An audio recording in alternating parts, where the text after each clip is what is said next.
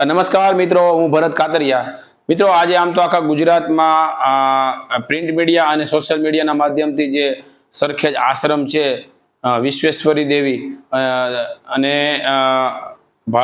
ઋષિ ભારતી બાપુ, આ મુદ્દો બહુ અત્યારે હાઈસ્ટ છે અને કહેવાય છે કે ઘણા ખુલાસા થયા અને ઘણા લોકો જ્યાં સોશિયલ મીડિયાના માધ્યમથી ત્યાં જઈ અને લાઈવ પણ કર્યું અને જેવા ન કરવાના પ્રયત્ન કર્યા, પણ જ્યારે હકીકતના મૂળ સુધી ન પહોંચે ત્યાં સુધી આપણે કોઈ પણ રીતે આક્ષેપ ના કરી શકીએ. સુપ્રીમ કોર્ટ હોય, હાઈકોર્ટ હોય કે જિલ્લાની અદાલત હોય, જ્યાં સુધીના મૂળ સુધી ન જાય ત્યાં સુધીને ભલે ઓલું કહેવત છે, ભારતનો કાયદો એવું કહીશ કે સો ભલે ગુનેગાર છૂટી જાય પણ એક નિર્દોષને કોઈ દી ફાંસી ન થવી જોઈએ.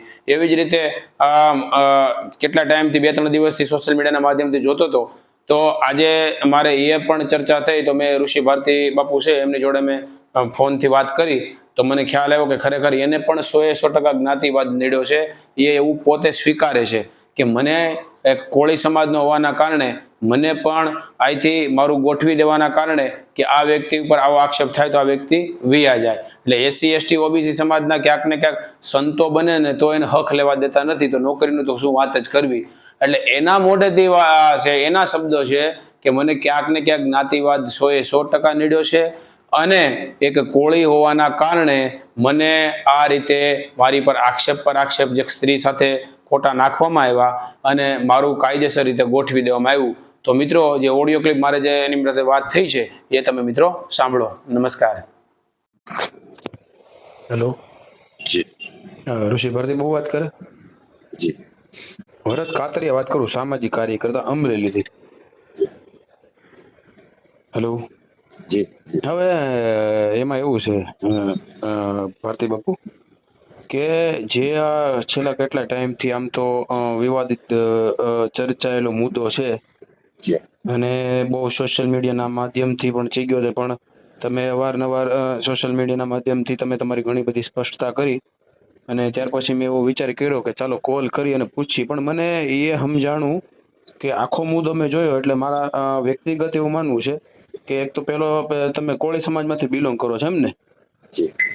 તો બાપુ મારે એ જાણવાનું કે આજે જ્યારે કોઈ પણ વ્યક્તિ કોઈ પણ સમાજમાંથી બિલોંગમાંથી કોઈ પણ ધર્મમાંથી કે કોઈ પણ જ્ઞાતિમાંથી આવતો હોય, જ્યારે એ ભગવો ધારણ કરે ત્યારે એને આપણે બાપુનું નામ આપીએ છીએ કે ભાઈ ફલાણા બાપુ, પછી એમાં જ્ઞાતિ જાતિ રહેતી નથી. તો મને એમ કેમ દેખાય કે કોળી સમાજના હોવાના કારણે કે તમને ટાર્ગેટ કર્યા છે કે આ જ્ઞાતિના હોવાના કારણે તમને ટાર્ગેટ કર્યા હોય એવું ક્યાંક ને ક્યાંક મને દેખાય છે. બાકી આવા કેટલાય વિવાદો, આજે આસારામ જેવાની વ્યક્તિની વાત કરી કે રામ રહીમ જેવા અત્યારે જેલમાં હોય, પણ એ ક્યારે કે જાણે એના નક્કર એના જે પુરાવા હતા એ સુપ્રીમ સુધી ગયા અને એના જે જેલો થઈ. તો તમારી પર જે આક્ષેપ નાખ્યા એને ખરેખર હું દલિત સમાજમાંથી બિલોંગ કરું છું અને પ્લસ એક સામાજિક કાર્યકર્તા હોવાના કારણે મેં તમને કોલ કરેલો. તો બાપુ આ તમને ક્યાંક ને ક્યાંક જ્ઞાતિ નડીશ કે કેમ, મારે તમારી પાસે જાણવું. 100% નડી છે. હા, શું લાગે તમને? 100% નડી જોઈએ. જ્ઞાતિ નડી છે? જ્ઞાતિ ના નડે, પણ જ્ઞાતિમાં જેમાં હવે જન્મ આપવો તો ભગવાનનો અધિકાર છે. હા, કોઈ પણ જ્ઞાતિમાં જન્મ આપવો તો કોઈનો અધિકાર જ નથી ને. પણ એ હવે આપણે કોઈ પણ જ્ઞાતિમાં જન્મ થયો તો એનો શું થયો, એ કુદરતી વસ્તુ છે. પણ આ તત્વો અમુક એવા અનિષ્ટ તત્વો એનો ગેરલાભ એને એનો મિસયુઝ કરતા હોય છે. બસ એટલું.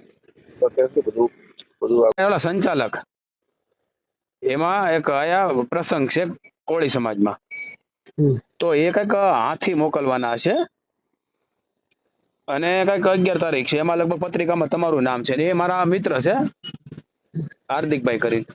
તો એને એમ કીધું ભાઈ હું હાથી મોકલું છું, પણ તમે એક વિડીયો બનાવો કે ભાઈ આ હાથી મોકલે છે ને બહુ સારા માણસ છે ને આ છે.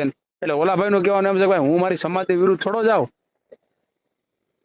જે કાર્યમાં 100% કોળી સમાજે ઋષિ ભારતી બાપુને સપોર્ટ કર્યો છે એમાં હું મારી સમાજની અગેન્સ્ટ નો જઈ શકું ને.